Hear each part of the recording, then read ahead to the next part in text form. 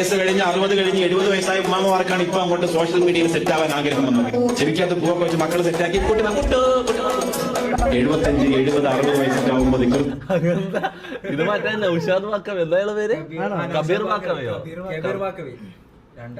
ചെവിക്കകത്ത് പൂവൊക്കെ വെച്ച് മക്കളെ സെറ്റാക്കി 75 70 60 വയസ്സൊക്കെ ആവുമ്പോ ദിക്റും സലാത്തും ചൊല്ലി അടങ്ങി ഒതുങ്ങി ചെറുമക്കൾക്ക് ഉപദേശം കൊടുത്ത് ഇരിക്കാനുള്ളവരല്ലേ. അങ്ങനെ അപ്പോൾ ഉസ്താദന്മാർക്കും ഒരാഗ്രഹം ഉണ്ടായിരുന്നു. തുമ്മക്കുട്ടി വെറുതെ കയറി പാടാൻ പറ്റില്ലല്ല. അപ്പൊ സോറത്താന ഡൈനത്താന സാഗരത്താന എല്ലാരും വലിച്ചിട്ടിട്ട് ഉസ്താദന്മാര് സന്തോഷമായിട്ട് തന്നെ കുട്ടുമക്കുട്ടു സിപ്പടി തന്നെ കുട്ടുമക്കുട്ടു എന്നും പറഞ്ഞ് ഉസ്താദന്മാരും സന്തോഷമായിട്ട് തന്നെയാണ് പാടിയത്.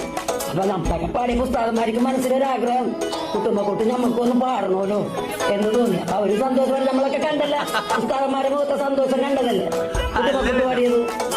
എന്തായാലും ഞാൻ ബാക്കി ഉസ്താദും സന്തോഷമായി മനസ്സോട് ചിരിച്ചിട്ടാണ് ആ പാടി പാടിയത്. അതിന് വെക്കട്ടെ. അത്ര ഉള്ളതാത്ത എല്ലാം വരുന്ന പൊളിച്ച് അത്രേ ഉള്ളതല്ലോ.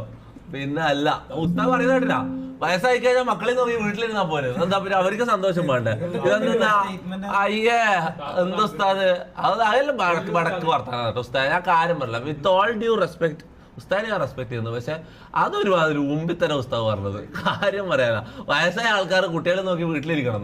അവർക്ക് അപ്പൊ ഒരു ഇതും വേണ്ട, അവർക്ക് എന്താ ട്രാവൽ ചെയ്യാൻ പറ്റില്ല, റീൽസ് എടുക്കാൻ പറ്റില്ല, അവർക്ക് ഫണ്ണായിട്ടുള്ള കാര്യങ്ങൾ എന്താ ചെയ്യുന്നതിന് എന്താ പ്രശ്നം, അതൊന്നും ഒരു കുഴപ്പമില്ല.